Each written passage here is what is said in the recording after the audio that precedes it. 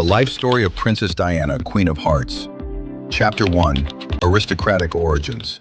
Diana Frances Spencer was born on July 1, 1961, at Park House, Sandringham, Norfolk, England. She was the fourth of five children of John Spencer, Viscount Althorp, and Frances Ruth Roche. Diana came from British aristocracy. Her family had long-standing ties with the royal family. In fact, Diana's grandmothers had served as ladies-in-waiting to Queen Elizabeth, the Queen Mother. Her noble lineage set the stage for her eventual entry into royal life, though no one at the time could predict the scale of her future influence. Diana grew up in Park House, which was leased from Queen Elizabeth II. Her childhood was privileged, yet marred by emotional upheaval. Her parents' marriage was troubled, and they divorced when Diana was only 7 years old. The custody battle that ensued was painful. Ultimately, her father won custody, and Diana remained close with her siblings, Sarah, Jane, and Charles. Her older brother Charles Spencer later became the 9th Earl Spencer. She attended several boarding schools, including Riddlesworth Hall and Westheath Girls' School. While not academically outstanding, Diana was known for her kindness and athleticism. She excelled in swimming and diving, and also showed a deep love for music and dance. She dreamed of becoming a ballerina, but grew too tall for a professional career. Later, she attended the Institut Alpin-Vidimanet, a finishing school in Switzerland, where she polished her etiquette and social skills. Chapter 2.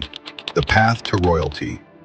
Diana first met Charles, Prince of Wales, in 1977, when he was dating her sister, Lady Sarah Spencer. At the time, Diana was just 16 years old. A few years later, their paths crossed again, and a courtship began. Diana, with her natural shyness and unpretentious demeanor, charmed Charles and the royal family. On February 6, 1981, Prince Charles proposed to Diana at Windsor Castle. Their engagement was announced to the public on February 24, 1981. The young nursery school assistant quickly became the most famous woman in the world. Her sapphire and diamond engagement ring became iconic. Their wedding took place on July 29, 1981, at St. Paul's Cathedral. It was a global media event watched by an estimated 750 million people worldwide. Diana, only 20 years old, became Her Royal Highness the Princess of Wales. Her wedding dress, with a 25-foot train, captivated the world and instantly became a fashion legend. Chapter 3. Royal Duties and Motherhood.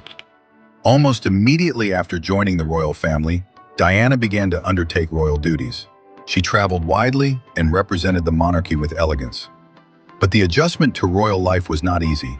The pressure from the media was relentless, and Diana felt isolated within the rigid confines of the royal institution. 1984, Prince Harry was born. Diana's approach to motherhood was revolutionary. She was a hands-on, deeply involved parent. She insisted on personally selecting their nannies, taking them on royal tours, and participating in school runs and public outings. She famously took her children to Disneyland, fast food restaurants, and AIDS clinics, choices that shocked traditional royalists but endeared her to the public. Diana's parenting style set a new standard for modern royalty.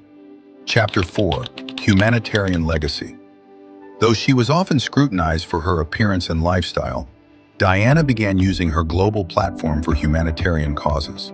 Her charitable work earned her respect far beyond the palace walls. In the 1980s, she became a prominent advocate for HIV/AIDS awareness. At a time when misinformation and stigma were rampant, Diana's decision to shake hands, without gloves, with HIV patients sent a powerful message: compassion over fear. She also supported causes related to homelessness, mental health, domestic violence, and leprosy. Diana's capacity for empathy, especially for the marginalized, made her beloved by people from all walks of life. Her most groundbreaking work came in the mid-1990s when she campaigned against landmines. She visited minefields in Angola and Bosnia, bringing global attention to the lingering horrors of war. Her activism helped catalyze the 1997 international treaty to ban landmines, signed shortly after her death. Chapter 5. Marital Struggles and Divorce.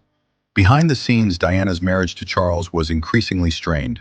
Differences in personality, royal obligations, and public scrutiny wore on the relationship. Charles's ongoing relationship with Camilla Parker Bowles created a rift that could not be mended. Diana struggled with bulimia and depression, exacerbated by the pressures of her public role and marital discord. In a groundbreaking 1995 interview with BBC's Martin Bashir, she revealed the depth of her struggles. The most memorable line from the interview: "There were three of us in this marriage, so it was a bit crowded." The interview shocked the nation and deepened public sympathy for Diana. The Queen eventually urged the couple to divorce. They officially divorced on August 28, 1996. Diana lost the title Her Royal Highness, but retained the title Princess of Wales and continued to live at Kensington Palace. Chapter 6: Life After the Palace. After the divorce, Diana sought to redefine her identity. She reduced her royal duties and focused on her charitable work. She began new relationships, the most notable being with Dodi Fayed, son of Egyptian billionaire Mohammed Al Fayed. Diana remained in the global spotlight. Paparazzi hounded her constantly. Chapter 7: Tragic Death and Global Mourning. On August 31, 1997, Diana and Dodi Fayed died in a car crash in the Pont de l'Alma tunnel in Paris while being pursued by paparazzi. The driver, Henri Paul, also died. Only Diana's bodyguard, Trevor Rees-Jones, survived. The days following her death saw an unprecedented public outpouring of grief. Over 1 million mourners gathered outside Buckingham and Kensington palaces, blanketing the grounds with flowers, notes, and tributes. Her funeral, held on September 6, 1997, was watched by more than 2.5 billion people. Her brother, Earl Spencer, gave a moving eulogy, criticizing the press and royal establishment. Chapter 8: A Lasting Legacy. Diana's legacy lives on through her sons, Prince William and Prince Harry, both of whom continue her charitable work. They have spoken openly about the impact of her death. It was a tribute to her warmth, compassion, and enduring influence. Though she never wore a crown, Diana will forever be remembered as the Queen of Hearts, a woman who used her platform to humanize royalty and champion the voiceless.